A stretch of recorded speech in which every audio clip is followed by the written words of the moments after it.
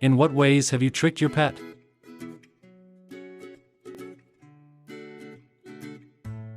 My dogs appear to think the front door and the back door lead to different worlds. The front door leads to exciting places like the park, the vet, the hamburger place, and the place where humans hunt and bring home large pieces of meat and produce. The back door just leads to the yard where they poop. When I go out the front door, even if it's just to get the trash cans from the end of the drive, they bark in excitement as I go and as I return. My girl greets me in throes of ecstatic joy like she hasn't seen me in weeks.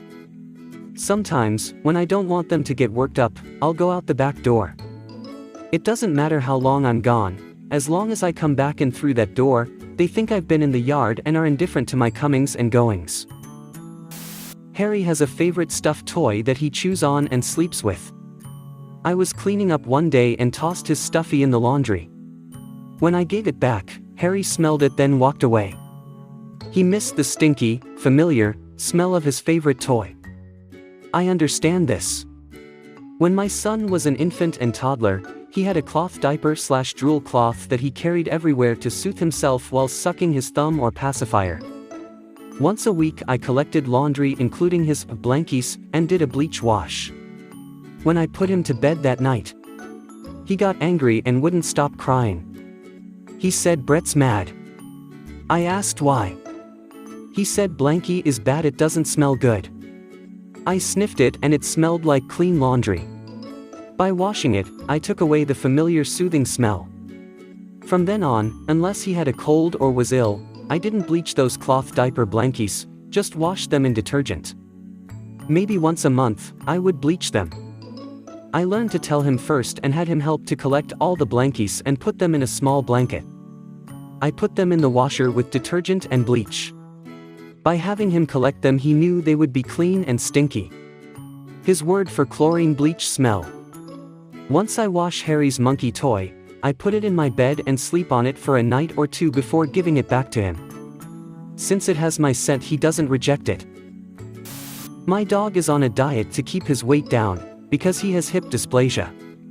As a result, he's always hungry and is not picky.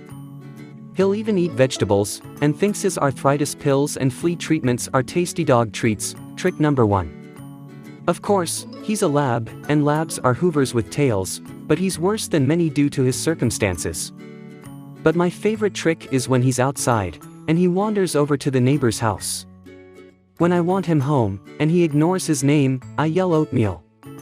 Rookie's head snaps up like it's on a spring, and he trots home, slobber starting to drip out of his happy dog lips, and he heads straight for his bowl.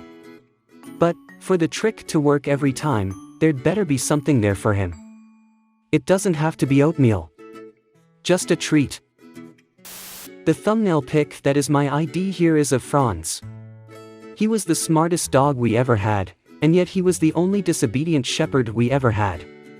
When I took our shepherds out to run in an overgrown parking lot north of the baseball stadium, the other dogs would get back in the car, but he wouldn't.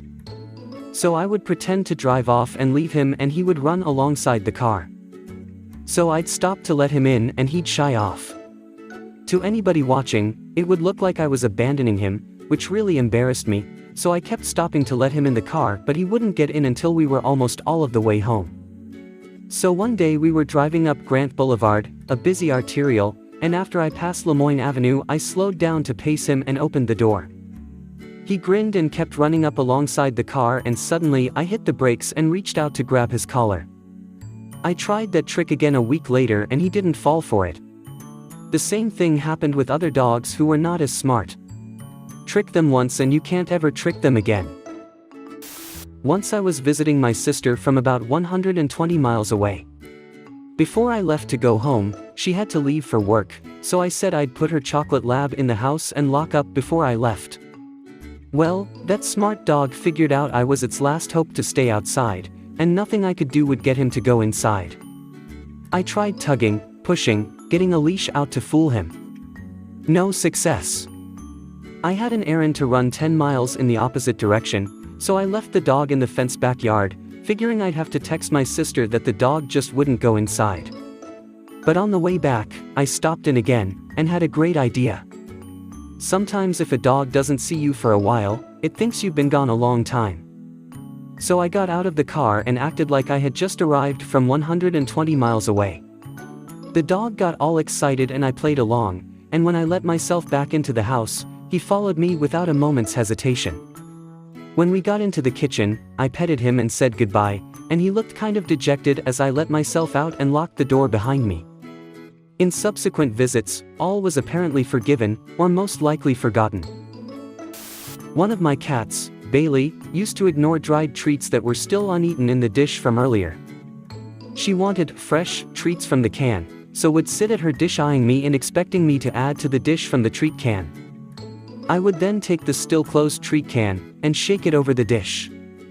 Nothing, of course, would fall into the dish, but she would then eat the treats thinking they were now fresh from the can. Eventually, she learned my trick and no longer fell for it. However, with the addition of a new cat, Ruguru, 3 years ago, if she doesn't want the treats now, Ruguru will be more than glad to eat her uneaten, stale treats. Back when I was a kid in the 1960s, the family dog, Snoopy, had a great hatred of ticks, and would bite them viciously whenever he found one on him or on the floor. I would take an inked pen, and draw a picture of a tick on a sheet of paper, and lay it on the floor, and Snoopy would try to bite the drawing of a tick. I obtained my fourth cat, Rocket, through trickery. He had taken up residence on my back patio of my apartment, but would not let me anywhere near him. I noticed, though, that when I set some food out for him, he lost all concern for my whereabouts as he went after the food. So after a few nights of setting the food out, I decided to lunge for him and grab him. The deception worked perfectly, but when I grabbed him, I underestimated his strength, and he squirmed away. He fell for the trick again the second night, and this time I held on for dear life. He clawed me pretty good trying to get away, but I held on while on my elbows, and managed to get him in the house. It took about a week before he quit hiding under the bed every time he saw me. They sometimes act like they don't want to eat. So I pick up their bowl and pretend to eat their food, all the time making yummy sounds. Then I offer them a bite, and they then want to eat. Sometimes my male even barks at me to put his bowl back down. My cat thought for a couple of years that he somehow switched the TV on and off. Each time I did either with the remote control when he was in the room, I would first ask him to do it. Sometimes, I'd have to coax him a bit, others he would surprise me. He would give this strange yip he never made otherwise. I always happily praised and thanked him just like when any pet does a trick on demand, but extra enthusiasm when he surprised me, meaning I forgot to ask him. The expression on his face when he turned, saw me using the remote, looked back at the TV, then right at me. He was visibly angry, glaring at me in betrayal.